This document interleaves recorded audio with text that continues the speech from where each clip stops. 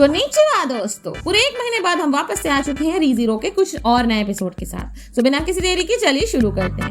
Episode 2 की starting होती हमारी सस्ती स्नो व्हाइट से, जो सुबारू को बीच बाजार खड़ा कर डांट रही थी क्योंकि आउट ऑफ नोवेयर सुबारू उसे विच ऑफ एनवी सातेला के नाम से बुलाता है। सस्ती स्नो व्हाइट सुबारू को डांट वहां से जाने लगती है, पर तभी पीछे से फेल्ट उसका इंसिग्निया चुरा भाग जाता है। पहले तो स्नो व्हाइट सुबारू को उस चोर का साथी समझ कंफर्ट करती है, बट अपने इंसिग्निया खोने के डर से वो तुरंत फेल्ट के पीछे चली जाती है। स्नो व्हाइट की मदद ना कर पाने की वजह से सुबारू उदास हो फिर उस अंधेरी गली में मुंह लटकाए बैठ जाता है। कुछ देर बाद तीनों चोर दोबारा सुबारू को परेशान करने लगते हैं, बट इस बार उनमें से एक चोर सुबारू को चाकू मार वहां से भाग जाता है। चाकू लगने के कारण सुबारू दोबारा मार्केट अपनी स्टार्टिंग पॉइंट पर वापस आ जाता है, पर इस बार सुबारू हड़बड़ाहट में कोई फैसला ना लेकर एक जगह बैठ शांति से अपनी रिटर्न बाय डेथ एबिलिटी को अच्छी तरह समझ वापस उस अंधेरी गली में जा पहुंचता है, जहाँ उसे फिर वही तीनों गुंडे मिलते हैं। बट इस बार सुबारू पिछली बार जैसी गलतियां ना करते हुए जोर जोर से मदद के लिए चिल्लाने लगता है। सुबारू की बेसुरी आवाज सुने सीरीज का हुड़हुड़ दबंग रेनहार्ड वान एस्ट्रिया आ जाता है, जिसे देख वो तीनों गुंडे फटाफट वहां से भाग जाते हैं। बिकॉज रेनहार्ड किंगडम ऑफ लुबुनिका का करंट शोर्ड मास्टर शोर्ड्समैन है। उन गुंडों के जाते ही सुबारू रेनहार्ड से दोस्ती कर उस सफेद बालों वाली लड़की के लिए अपना मैसेज छोड़ खुद के रास्ते पर निकल पड़ा। सुबारू फेल्ट को ढूंढते हुए वेस्टलैंड में जा पहुंचता है, जहां वो फिर उसी शैतान औरत से जा टकराता है जिसने पिछली बार बेरहमी से उसका कत्ल करा। सुबारू उसे देख डर से बिल्कुल ठंडा पड़ जाता है, बट वो औरत सुबारू को इतना डरा हुआ देख मजे में वहां से चली जाती है। थोड़ा आगे चलकर सुबारू फेल्ट के घर जा पहुंचता है, जहां फेल्ट पहली नजर में ही उसे चोर समझ उस पर हमला कर देती है, बट सुबारू उसे किसी तरह शांत कर उसे इंसिग्निया ट्रेड के बारे में बोलता है, जो सुन फेल्ट उसे सीधा अपने दादाजी के लूट हाउस में ले चली जाती है। दादाजी सुबारू के फोन चेक कर ट्रेड के लिए हाँ कहते हैं, बट फेल्ट उसे रोक सुबारू से बेतुके सवाल करने लगती है, बट तभी उनको इंटरप्ट करते हुए कोई लूट हाउस के दरवाजा पीटता है। सुबारू उस कातिल औरत के बारे में सोच डर से कांप रहा था। इतने में फेल्ट जहाँ दरवाजा खोल देती है। सुबारू को लग रहा था वो सभी अब मरने वाले हैं, बट फेल्ट के दरवाजे खोलते ही बाहर से सस्ती स्नो व्हाइट अंदर आ जाती है। स्नो व्हाइट को देख फेल्ट डर से दूर हट जाती है, बट स्नो व्हाइट इमीडिएटली उन सभी को आइस क्रिस्टल से घेर लेती है। थोड़ी देर फालतू बकने के बाद वो कातिल औरत हमारी सस्ती स्नो व्हाइट पर हमला करने वाली थी, बट सुबारू लास्ट मोमेंट पर पक को बोला स्नो व्हाइट को बचा लेती। कातिल औरत फेल्ट को बहुत बुरा भला सुनाती है, बट तभी सुबारू बीच में कूद उस औरत से कहता है, छोटी बच्ची हो क्या? सुबारू की बकवास सुन कातिल औरत गुस्से में उन पर डायरेक्ट अटैक कर देती है, जिससे सस्ती स्नो व्हाइट और कातिल औरत के बीच लड़ाई शुरू हो जाती है। बट कुछ देर लड़ने के बाद माना एग्जॉस्शन के कारण पक हमारे सस्ती स्नो व्हाइट को अकेले छोड़ डिसअपीयर हो जाता है। कातिल औरत अकेली लड़की देख झपट्टा मार स्नो व्हाइट को घायल कर देती है, पर तभी पीछे से दादाजी स्नो व्हाइट की मदद करने बीच में कूद जाते हैं। बट एज ऑब्वियस वो औरत कुछ ही पलों में दादाजी को निपटा कर फेल्ट को मारने चली जाती है, बट सुबारू फेल्ट को उसके हमले से बचा लूट हाउस से भगा देता है। सुबारू और स्नो व्हाइट दोनों मिलकर उस कातिल औरत का सामना करते हैं। थोड़ी देर की लड़ाई के बाद ही कातिल औरत सुबारू को बुरा मारने वाली थी, बट तभी लूट हाउस की छत तोड़ रेनहार्ड अंदर घुस सुबारू को बचा लेता है। एक्चुअली लूट हाउस से भागते वक्त फेल्ट मदद के लिए पागलों की तरह चिल्लाते हुए रेनहार्ड से जा टकराई और इसी तरह रेनहार्ड लूट हाउस आ पहुंचा। रेनहार्ड को देख वो कातिल औरत खुशी से उस पर हमला कर देती है, बट रेनहार्ड हरियाणवी लड़कों की तरह उस कातिल औरत को बुरी तरह मारता है। रेनहार्ड की पूरी शक्ति से ना लड़ने के कारण वो कातिल औरत रेनहार्ड पर भारी पड़ने लगती है, बट सुबारू के इशारा मिलते ही रेनहार्ड अपने एक ही हमले में कातिल औरत के साथ लूट हाउस को भी छितरे उड़ा देता है। कातिल औरत के हार पर वो सभी खुशी मना ही रहे थे कि इतने में वो कातिल औरत दोबारा खड़ी हो हमारी स्नो व्हाइट पर हमला कर देती है, बट इस बार भी सुबारू उसका हमला रोक उसे दूर कर देता है। रेनहार्ड इमीडिएटली स्नो व्हाइट के पास कातिल औरत को दूर करता है, बट हालात देख कातिल औरत उन्हें अलविदा कर वहां से भाग जाती है। स्नो व्हाइट की जान बचाने का इनाम में सुबारू उसे उसका नाम पूछता है, जिसमें स्नो व्हाइट हंसते हुए अपना नाम एमिलिया बताती है, जिसके साथ हमारा मेन कैरेक्टर कातिल औरत के हमले से नॉकआउट हो जाता है। एमिलिया सुबारू को हील कर कुछ दिन उसे अपने घर रखने का फैसला करती है, और फेल्ट भी ग्रैंडपा को हील करने के बदले एमिलिया को उसका इंसिग्निया लौटा देती है। बट फेल्ट के हाथों एमिलिया का इंसिग्निया देख रेनहार्ड उसे गिरफ्तार कर अपने साथ ले चलता है। एपिसोड 4 की स्टार्टिंग में हम सुबारू को देखते हैं, जो एक आलीशान हवेली के बेड में आराम से लेटा हुआ था। सुबारू की आंख खुलते ही वो पिछली रात याद कर रूम से बाहर निकल आसपास घूमने लगता है, जिस बीच वो गलती से एक छोटी बच्ची के रूम में जा पहुंचता है, जहां जाते ही उसकी अजीबोगरीब बातें सुन वो बच्ची सुबारू का सारा माना ऑब्जर्व कर उसे दोबारा बेहोश कर देती है। सुबारू के इस बार नींद से उठते ही वो खुद के सामने 2 अप्सराओं को देखता है, जो दोनों उससे बहुत अजीब रिदम में बात करने लगती है। सुबारू दोनों मेट्स का वेजा फ्राई करने में लगा था कि इसी बीच उस रूम में हमारी hot milf Emilia half elf Emilia घुस आती है और वो सुबारू की आवाज सुन उसका हालचाल पूछने वाली थी, बट उसके अगले ही पल सुबारू इमिलिया को लिए सीधा गार्डन में आ एक्सरसाइज करने लगता है।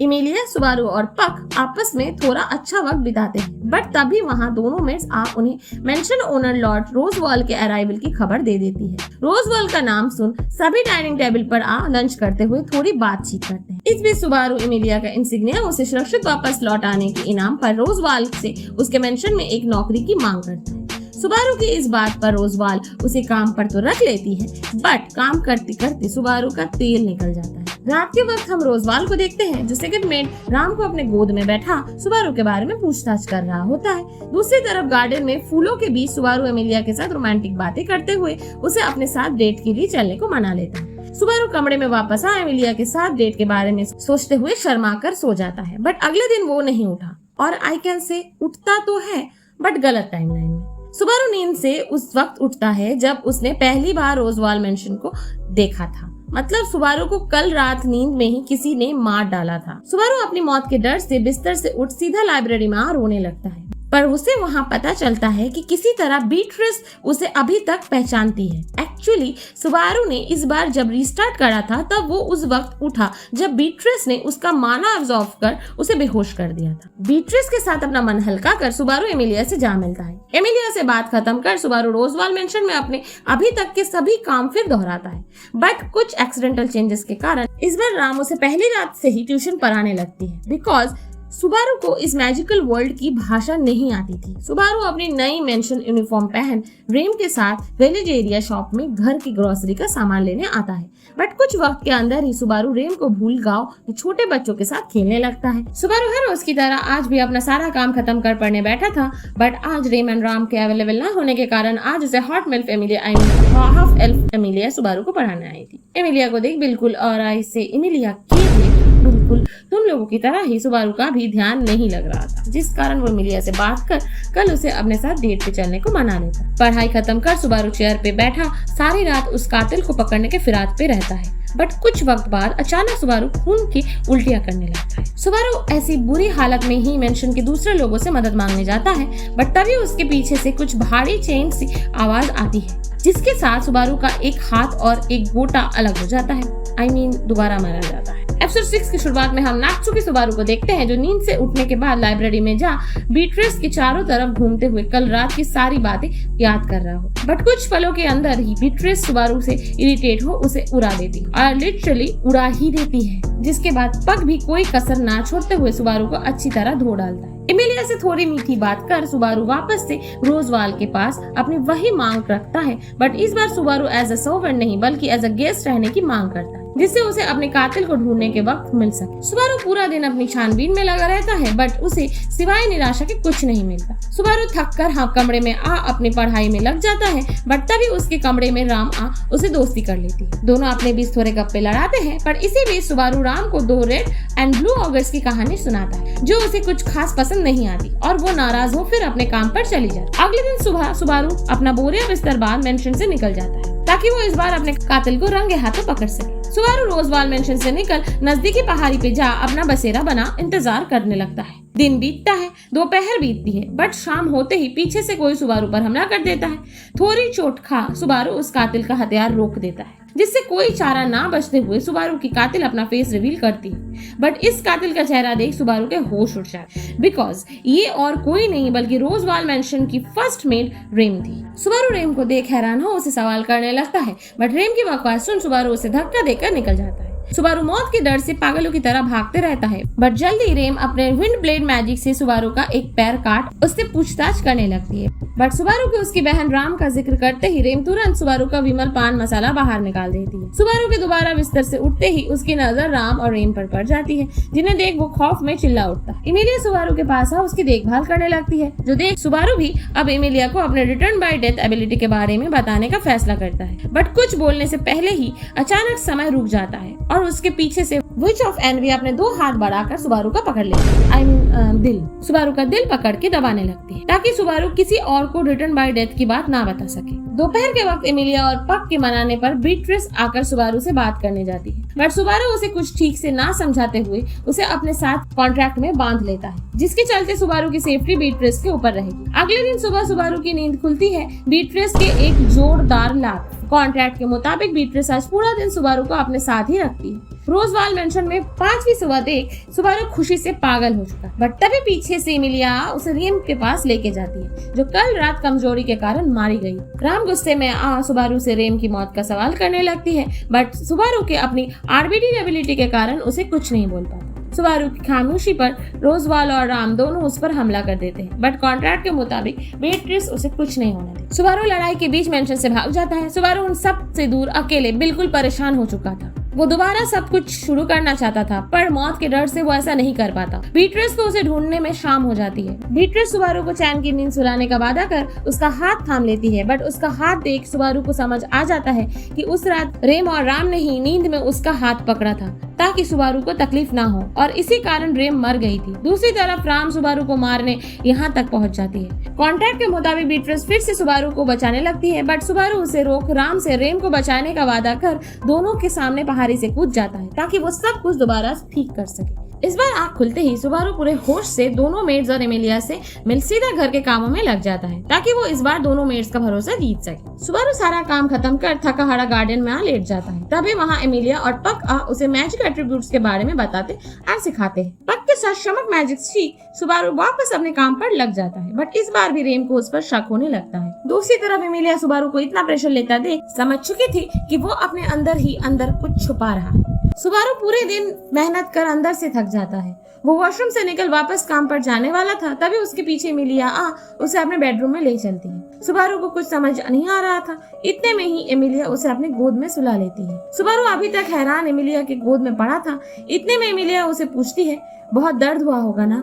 सिर्फ ये एक शब्द सुन सुबारू के आंखों के सामने उसकी अभी तक की सारी मेमोरीज क्लिक होने लगती है। सुबारू वो सारा दर्द सारी तकलीफ याद कर बिना रुके रोने लगता है और बस रोने लगा। शाम के वक्त रेम सुबारू को ढूंढने आती है, बट सुबारू को बच्चों की तरह एमिलिया के गोद में सोता देख रेम उसे ना उठाते हुए एमिलिया से थोड़ी बात कर वापस चली जाती है। इवन एमिलिया से सुबारू की बात कर रेम का उस पर शक भी बहुत कम हो जाता है। नींद से उठते ही सुबारू सीधा बीट्रिस के पास उसे समन के बारे में पूछने लगता है। समन की सारी जानकारी पाकर सुबारू बहुत खुश हो बीट्रिस का शुक्रिया अदा करता है, बट सुबारू का ये तरीका बीट्रिस को कुछ खास पसंद नहीं आता। अगले दिन सुबह Subaru hot milf Emilia half elf Emilia को गुड मॉर्निंग बोल सीधा किचन में जा दोनों मेट्स के साथ ग्रोसरी का सामान लेने 7 विलेज चलने को पूछता है। पहले तो रेम जाना नहीं चाहती, बट राम के राजी होने पर वो तीनों 7 विलेज की ओर निकल पड़ते हैं। राम और रेम विलेज की अपनी शॉपिंग खत्म कर सुबारू से जा मिलते हैं, बट सुबारू ने तो तब तक पूरे विलेज को अपना फिटनेस कैंप बना दिया था। एक्चुअली सुबारू बीट्रिस के मुताबिक सभी विलेजर्स की